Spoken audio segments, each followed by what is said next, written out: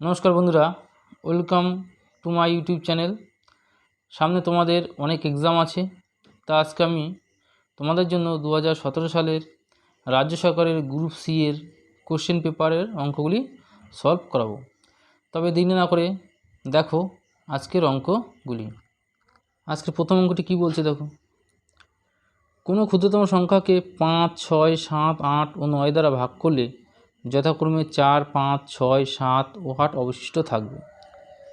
তাহলে এক্ষেত্রে প্রথমে দেখো আমাদের 5, 6, 7, 8, 9 আমাদের ভাগশেষ কত হচ্ছে দেখো 4, 5, 6, 7, 8।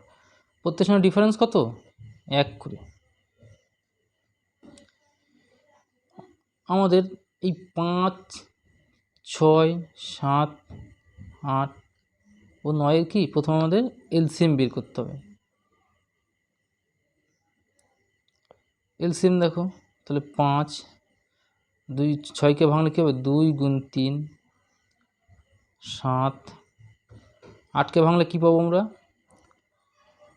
2, অলরেডি একটা 2 আছে, তাহলে আর কত পাবো 2 গুণ 2।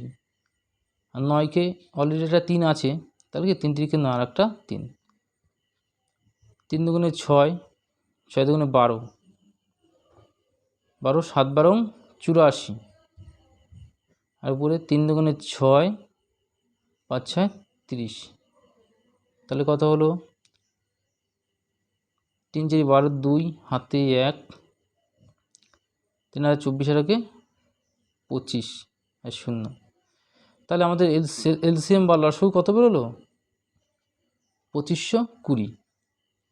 তাহলে আমাদের সংখ্যাটি কত হবে, সংখ্যাটি কী হবে, যেহেতু আমাদের এদের ডিফারেন্স কত 1 করে আছে, তাহলে কি আমাদের এখান থেকে কি 1 বিয়োগ দিতে হবে। 1 বিয়োগ দিলে কত হবে 2519। তাহলে আমাদের রাইট অ্যান্সার হবে কোনটি, হচ্ছে আমাদের রাইট অ্যান্সার। আজকে দ্বিতীয় অঙ্কটি দেখো, বলছে একটি দ্রব্যের ক্রয় মূল্য 620 টাকা এবং এটা ধার্য মূল্যের থেকে 25% কম। দ্রব্যটি যদি 15% ছাড়ে বিক্রি করা হয় তবে শতকরা লাভ কত হবে। দেখো আমাদের অ্যান্সার চেয়েছে যে শতকরা কত লাভ হবে। তাহলে আমাদের দ্রব্যের যে ক্রয় মূল্য 620 টাকা, এটা আমাদের কি ধরার কোনো প্রয়োজনই নাই। আমরা কি করব, মনে করি দ্রব্যটির ক্রয় মূল্য বা সিপি সমান কত 100% বা 100 টাকাও ধরতে পারো। কী বলেছে, বলেছে ধার্য মূল্যর থেকে, আবার সিপি ধার্য মূল্যর থেকে 25% কম। 25% কম মানে কি, তাহলে সিপি সমান কত ধার্য মূল্যের থেকে 25% কম, ধার্য মূল্যের 75%। তাহলে সিপি সমান কত ধার্য মূল্যের 75%। 100/75 গুণ 100, এটা কি আমাদের এমপি হলো। সিপি 100, তাহলে এমপি আমাদের কত, তাহলে সেটাকে আমরা কাটাকুটি করে বের করবো। দেখো 4 25 100, 3 25 75, তো 400/3। তাহলে আমাদের এমপি কত হলো 400/3 টাকা। আবার কি বলেছে, বটি 15% ছাড়ে বিক্রি করা হয়। 15% ছাড়ে যদি বিক্রি করা হয় তাহলে আমরা কি পাবো 400/3 গুণ 100 থেকে 15 বিয়োগ দিলে কত হবে 85/100। মার্ক প্রাইস থেকে বা ধার্য মূল্য থেকে কি যদি ছাড় দেওয়া হয় তাহলে আমরা কি বিক্রয় মূল্য কত হয়, নিশ্চয়ই কম হয়। মার্ক প্রাইসের থেকে বিক্রয় মূল্য সবসময় কম হয়, এই জন্য কি আমরা 85কে উপরে নিলাম। কাটাকুটি করো, দেখো এই 2 শূন্য এর 2 শূন্য কেটে গেল, সমান কত হলো 4 5 20, 0 হাতে 2, 2 34, 340/3 টাকা। তাহলে আমাদের লাভ কত, লাভ সমান 340/3 বিয়োগ আমার কস্ট প্রাইস কত ধরেছিলাম 100 টাকা ধরেছিলাম, বিয়োগ 100 সমান 100। তাহলে দেখো আমাদের লসাগু কত হবে 340 বিয়োগ 300, তা কত হলো 40/3 গুণ 100, যেহেতু আমাদের পার্সেন্টেজে বের করতে হবে, 100 কেটে গেল, তাহলে কত হলো 40-এর 3% বা 3 × 39, 13.1% লাভ। তাহলে আমাদের অ্যান্সার কোনটা? আমাদের এই বি অপশানটা কি হচ্ছে রাইট অপশান। দেখো বলছে 14 জন লোক 12 দিনে একটি টিউবওয়েল বসাতে পারে। যদি 8 দিনে টিউবওয়েলটি বসাতে হয় তবে অতিরিক্ত আর কতজন লোক লাগবে? 14 দিনে একটি টিউবওয়েল পাতাতে কতজন লোক? 14 জন লোক লাগে, বসাতে পারে। তাহলে 8 দিনে, 12 দিনের জায়গায় যদি 8 দিনে যদি কাজটা করতে হয় তাহলে আমাদের কতজন লোক লাগবে? 12 দিনে যদি 14 জন লোক লাগে তাহলে একদিনে কাজটা করতে কি আমাদের নিশ্চয়ই কি বেশি লোক লাগবে। আবার কি সেই একদিনের জায়গায় যদি 8 দিনে কাজটা করে তাহলে কি হবে? লোক আমাদের কী হবে? কম লাগবে। তাহলে এবার দেখি কাটাকুটি করে দেখো, 3 × 4 = 12, 4 × 2 = 8, 2 দিয়ে কাটলে 7, সমান কত? 21 জন লোক লাগবে। প্রশ্ন কি বলেছে? যদি 8 দিনে কাজটি করতে হয় তাহলে কতজন অতিরিক্ত লোক লাগবে? অতিরিক্ত কতজন লাগবে? তাহলে আগে ছিল কত লোক লেগেছিল? 14, তাহলে 21 থেকে 14 বিয়োগ দিলে কত হবে? 7 জন। তাহলে আমাদের বি হচ্ছে কি হচ্ছে রাইট অ্যান্সার। পরের অঙ্কটি দেখো, বলছি একটি দ্রব্যের উপর পরপর 10%, 20% ও 30% ছাড়ের সমতুল ছাড় কত? এক্ষেত্রে দেখো আমরা ধরে নিতেই পারি যে দ্রব্যটির মূল্য হচ্ছে কত? 100%। প্রথমে কত পার্সেন্ট ছাড় বলেছে? 10%। 10% ছাড় হলে কত হচ্ছে দেখো, 10 বিয়োগলে 10% ছাড় দেওয়ার পরে 90। এবার কি বলছে? 20% ছাড়, তাহলে 90-এর 20%। 90-এর 20% মানে কত? 90 × 20 = 100 সমান 9 × 18, কত? 18। বিয়োগ করলে কত দেখো? 2 7 72। এবার কী হচ্ছে? পরে আবার কি 20 পরে আবার কত? 30% ছাড়। 30% ছাড় তোমার 72 × 30-এর 100 সমান কাটলে তাহলে 3 × 6, 3 × 7 = 21, তাহলে 21.6। তাহলে আমাদের কত? 21.6% ছাড়। এটা লক্ষ্য করো, প্রথমে 110% মানে 10 টাকা ছাড়, 90-এ 20% মানে কত? 18 টাকা ছাড়, এবং 72-এ 30% সমান কত? 21.6 টাকা ছাড়। তাহলে আমাদের মোট ছাড়ের পরিমাণ কত? এই তিনটাকে যোগ করলেই কি আমাদের ছাড়ের পরিমাণ বেরিয়ে যাবে। তাহলে কত হলো? 10 যোগ 18 যোগ 21.6, টোটাল করলে কত হয় না? 6, 8 9, 2 3, 3 4, তাহলে 58.6% হলো কি আমাদের সমতুল ছাড়ের পরিমাণ। তাহলে এই ক্ষেত্রে আমাদের কি বি হচ্ছে রাইট অপশান। দেখো কি বলেছে, 500 টাকার উপর 40% ছাড় এবং 500 টাকার উপর পরপর 36% ও 4% ছাড়ের পার্থক্য কত? তাহলে দেখি 500 টাকার উপরে 40% মানে কি 40-এর 100 সমান কত হলো? 4 × 5 = 20, 200 টাকা ছাড়। তাহলে আমাদের কি পরপর যদি 40% না হয়, যদি 36 ও 4 যদি হয় তাহলে কি হবে? তাই প্রথমে 500-র 36%, 2 দিয়ে কাটলে কত হলো? 5 × 6 = 30-এর 0, হাতে 3, 180 টাকা। তাহলে 500 থেকে 180 বিয়োগ হওয়ার পর কত থাকে?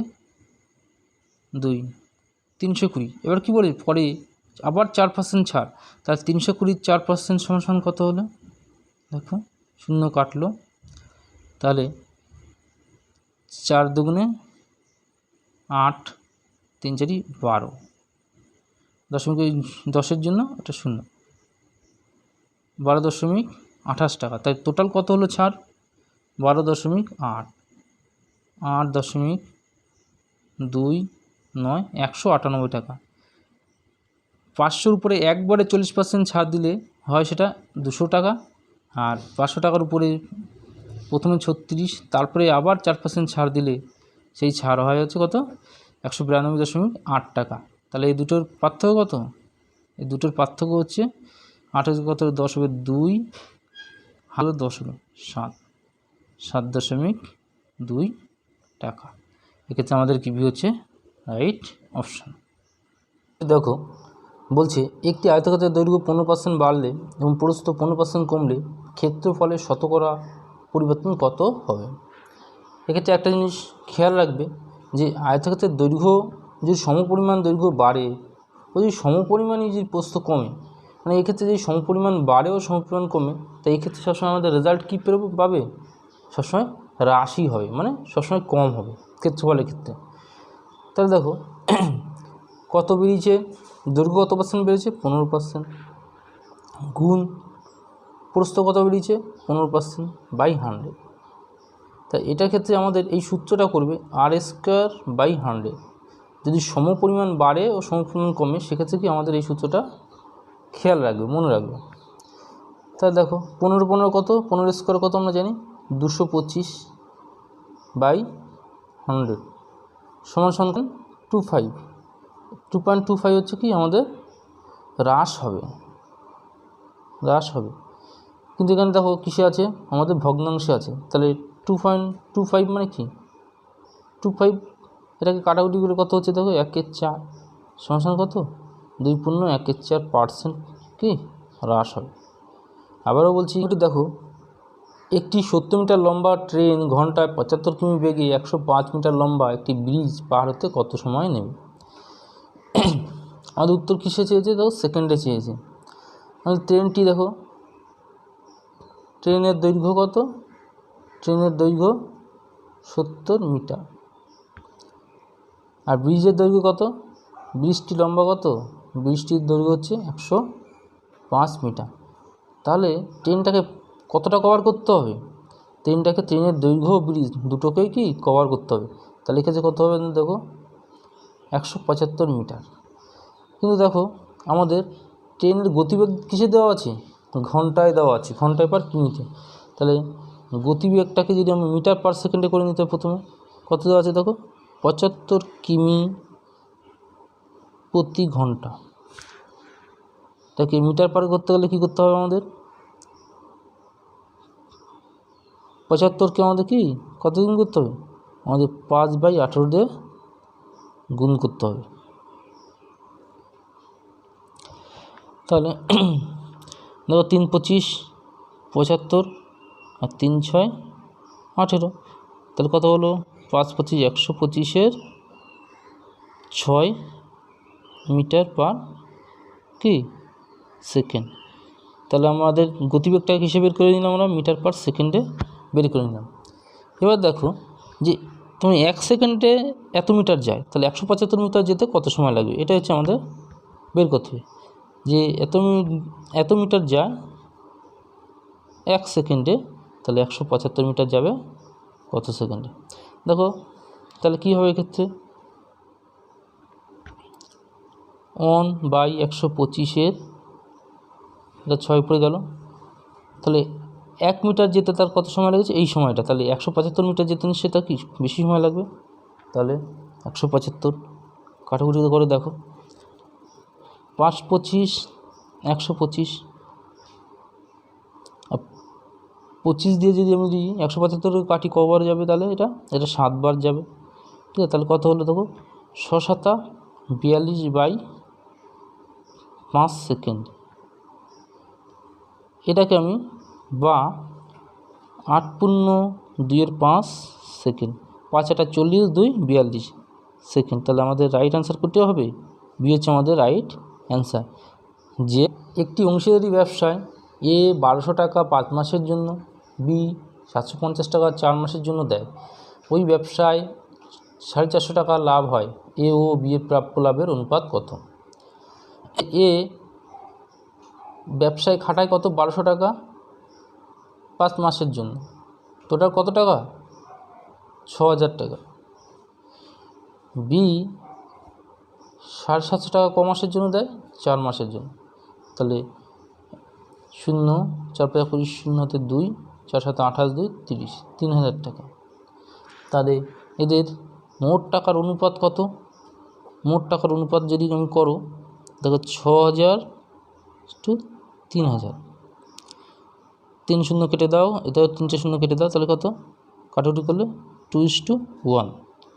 এটা একটা জিনিস লক্ষ্য করতে হবে, এদের অংশীদারি কারবারে মোট টাকার পরিমাণ যা, তাহলে কি প্রাপ্য লাভের অনুপাতও কি একই হয়।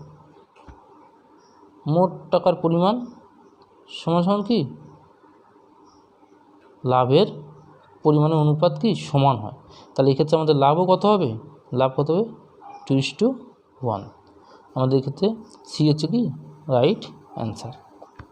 বলছে হরি একটি ঘড়ি 10% ক্ষতিতে বিক্রয় করলো, যদি সে আরও 54 টাকা বেশিতে বিক্রি করত তবে 8% লাভ হতো। ঘড়িটির বিক্রয় মূল্য কত? একটি লক্ষ্য করো, ঘড়িটি প্রথমে কত পার্সেন্ট ক্ষতিতে বিক্রি করেছিল? প্রথমে 10% ক্ষতিতে, পরে 54 টাকায় বিক্রি করা, তার কত পার্সেন্ট লাভ হয়েছে? 8%। তাহলে 8% লাভ হয়েছে। তো এখান থেকে বলতেই পারি বেশি বিক্রি করায় তার কি 10% তো ক্ষতিতে পুষিয়েছে, তার সঙ্গে কি 8% লাভ হয়েছে। তাহলে তো আমরা বলতেই পারি যে 18% সমানই কি 54 টাকা। তাহলে 100% কত? তাহলে 54/18 গুণ 100, 3 8 54। তাহলে 100% সমান কত টাকা? 300 টাকা। তাহলে এক্ষেত্রে আমাদের সিপি 100% সমান কত পেলাম?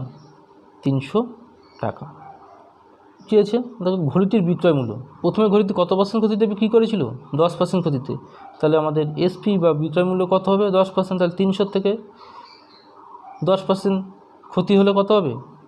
90 গুণ 100 সমান দেখো 2টো শূন্য কেটে গেল, তাই 3 9 27, 270 টাকা। তাহলে কি আমাদের এই 270 হচ্ছে কি আমাদের রাইট অ্যান্সার। ডি। দেখো 4-এর পাওয়ার 0.5 গুণ 0.5-এর পাওয়ার 4 গুণ 2-এর পাওয়ার 4, তাহলে এর মান কত?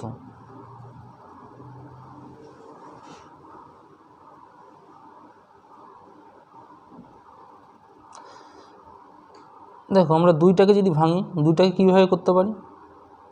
2² এর পাওয়ার কত? 0.5কে আমি 0.5কে আমরা কি হাফ আকারে লিখতে পারি, গুণ 0.5কে হাফ পর।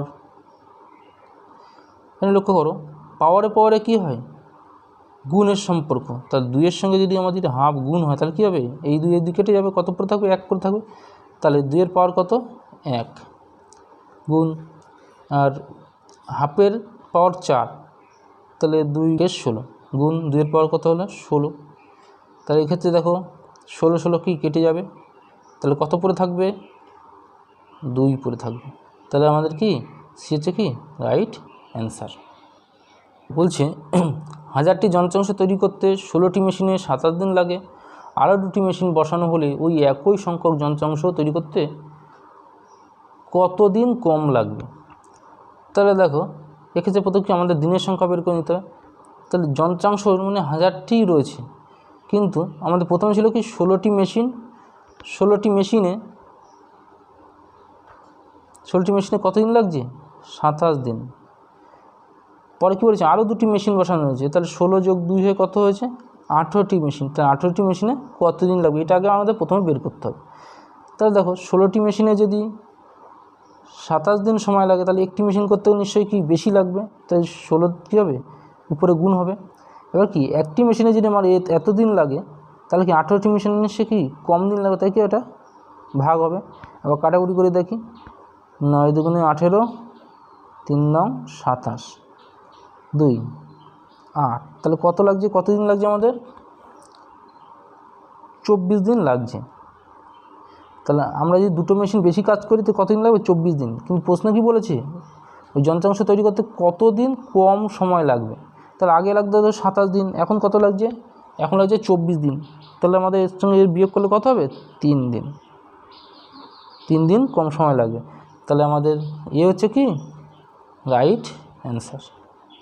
বলছে তিনটি ভগ্নাংশের যোগফল 2 পূর্ণ 11 24। যদি বড় ও ছোট সংখ্যার অনুপাত 7:6 হয়, তাহলে অনুপাতটি যদি মাঝের ভগ্নাংশ থেকে 1/3 বেশি হয়, তবে ভগ্নাংশের তিনটি কী হবে? বড়, মেঝো, ছোট, এই তিনটি ভগ্নাংশের যোগফল কত আছে? যোগফল বলেছে 2 পূর্ণ 1/24 সমান কত? 24 গুণ 48 আর 11 কত? 48 আর 11 59/24। এই তিনটি ভগ্নাংশের যোগফল। কিন্তু আমাদের বড় ও ছোট ভগ্নাংশের অনুপাত কত দেওয়া আছে? বড় ও ছোটোর অনুপাত কত দেওয়া আছে? অনুপাত দেওয়া আছে 7:6। এবার বলেছে দেখো, অনুপাতটি যদি এই 7:6 অনুপাতটি যদি মাঝের ভগ্নাংশ থেকে 1/3 বেশি হয়, তাহলে ভগ্নাংশ তিনটি কী হবে? মাঝের ভগ্নাংশ থেকে কি এটা কত বেশি? 1/3 বেশি। তাহলে মাঝের ভগ্নাংশ যোগ 1/3 সমান 7/6। এই ইকুয়েশন আমরা ফেললাম। তাহলে মাঝের ভগ্নাংশ যেটা, তাহলে কী হবে? 7/6 থেকে এই 1/3 বিয়োগ দিতে হবে। সমান কত দেখো, লসাগু করলে 6 7 3, তাহলে কত হবে? 2। চলো 5/6। তাহলে মাঝের ভগ্নাংশ কত পেলাম? 5/6 পেয়ে গেলাম। দেখো অপশানে একমাত্র দ্বিতীয় কি আমাদের 5/6 অপশানটি আছে, আর অন্য অপশানগুলো কি নাই। তাহলে এই ক্ষেত্রে কি আমরা বলে দিতে পারি কি ডি হচ্ছে আমাদের রাইট অ্যান্সার। বলছি এই সংখ্যাটি, এই আবৃত্ত দশমিকটিকে সবথেকে ছোট আকারে ভগ্নাংশে পরিণত করলে লব ও হরের পার্থক্য কত হবে?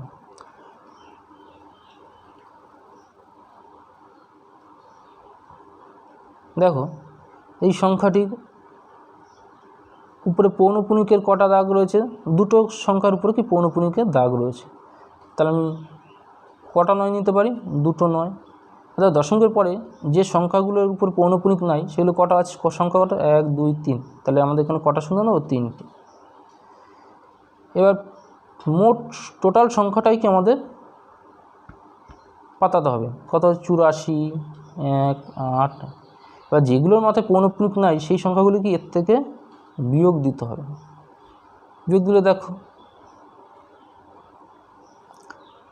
0 4 আছে কত হলে 8 হবে, 4 হলে 8 আছে কত হলে 11 হবে, 3 হলে হাতে 1 আছে কত 4 হবে 3 8। এবার এটাকে কি আমাদের কাটাকুটি করতে হবে। 0 0 কেটে দিলাম। এবার এটা দেখো তোমার 3 4 7 7 3 10 10 8 18। তাহলে 3 দিয়ে এটাকে কাটা যাবে, 9 দিয়েও কাটা যাবে। 9 দিয়েই কেটে দেখি আমরা, সুবিধা হবে। 9 9 81 থাকে 1 3 2 3 23 23, তার মানে হচ্ছে 9 দুগুণে 18 18 তাকে 18 থেকে 23 থেকে 18 গেলে কত? 5 54। তাহলে 6 9 54। এবার দেখো এটাকে যদি 9 দিয়ে কাটি কী হয়ে যাবে? 9 11 99, দুটো শূন্য বসে গেল। তাহলে এটাকে দেখো আবার 2 দিয়ে কাটা যাবে। 2 দিয়ে কাটলে এটা কত হবে? দেখো 4 দুগুণে 8 1 12 6 দুগুণে 12, এটা কত হবে? 3। এটা যদি কাটা যায় তাহলে দেখো 5 দুগুণে 10 1 5 দুগুণে 10 550। দেখো এরপরে আর এই সংখ্যাটিকে কি আর কাটা যাবে না। তাহলে আমাদের লব আর হরের পার্থক্য কত? লব ও হরের পার্থক্য কত? এটাই আমাদের অ্যান্সার চেয়েছে, লব ও হরের পার্থক্য কত। তা লব কত পেয়েছি? 463 আর হর পেয়েছি 550। তাহলে দেখো 3 আছে কত হলে 10 হবে, 7 হলে হাতে 1 কত 6 রেখে 7 7 আছে কত হলে 15 হবে, 8 হলে হাতে 1 4 রেখে 5 5 মিলে 0। তাহলে কি আমাদের কত বেরোচ্ছে? পার্থক্য 87 বেরোচ্ছে। তাহলে এক্ষেত্রে আমাদের কি বি হচ্ছে কি রাইট অ্যান্সার। পরে সে সংখ্যাটি দেখো 1.7 0.51 এবং 0.153 সংখ্যা তিনটির কি গসাগু বের করতে বলেছে। তাহলে এক্ষেত্রে সংখ্যা চিহ্নটা আমরা লিখে নিই। 1.7 0.51 কি 1.153 এই তিনটে গসাগু বের করতে হবে। তাহলে এই সংখ্যা তিনটিকে আমরা দশমিক থেকেই সাধারণ ভগ্নাংশে পরিণত করলে কি আমাদের সুবিধা হবে। তাহলে এটা কি 17-10, এটা কি 51-10, এটা কত 153,000। এই সংখ্যা তিনটি গসাগু। আমরা জানি কি ভগ্নাংশের গসাগু ক্ষেত্রে কী হয়, যেটা চাইবে গসাগু বা লসাগু যেইটা বলবে সেটাই কি আমাদের লবের বের করতে হবে। তাহলে এখানে গসাগু চেয়েছে মানে কি আমাদের লবগুলোর গসাগু বের করতে হবে। তো লবগুলোর গসাগু কত হবে দেখো, 17, 51 আর 153। তাহলে এক্ষেত্রে আমাদের কি গসাগু কত হবে, এক্ষেত্রে লবগুলোর গসাগু হবে হচ্ছে 17। এবার ঠিক একই অপোজিটভাবে যদি গসাগু চায় তার নিচে হরগুলোর কি হয়, লসাগু হয়। তো হরগুলোর লসাগু কত হবে দেখো, এখানে হরগুলোর লসাগু তোমার দেখো নিচে কোনটা বড় আছে, 1000 বড় আছে, তাহলে চোখ বুঝে কি আমাদের লসাগু কোনটা হবে, 1000ই হবে। তাহলে এই ক্ষেত্রে দেখো, তাহলে আমাদের এবার যদি দশমিকে সাধারণ থেকে দশমিকে যেহেতু উত্তর চেয়েছে, তাহলে কি আমাদের দশমিক ভগ্নাংশ বের করতে হবে। দেখো ক ঘর আছে, কটা শূন্য, 1, 2, 3টে শূন্য আছে, তাহলে কি আমাদের কত হবে 3 ঘর আগে দশমিক হবে, 1 ঘর 2 ঘর, এখানে কিছু নেই মানে কি একটা শূন্য নিতে হবে। তাহলে আমাদের এখানে হবে দশমিক। তাহলে এই ক্ষেত্রে আমাদের গসাগু কত পেলাম, গসাগু পেলাম হচ্ছে 0.017। তাহলে এক্ষেত্রে কি আমাদের সি হচ্ছে কি রাইট অ্যান্সার। আশা করি আজকের এই কোশ্চেন পেপারের অঙ্কগুলো কি সলিউশন তোমরা বুঝতে পেরেছো।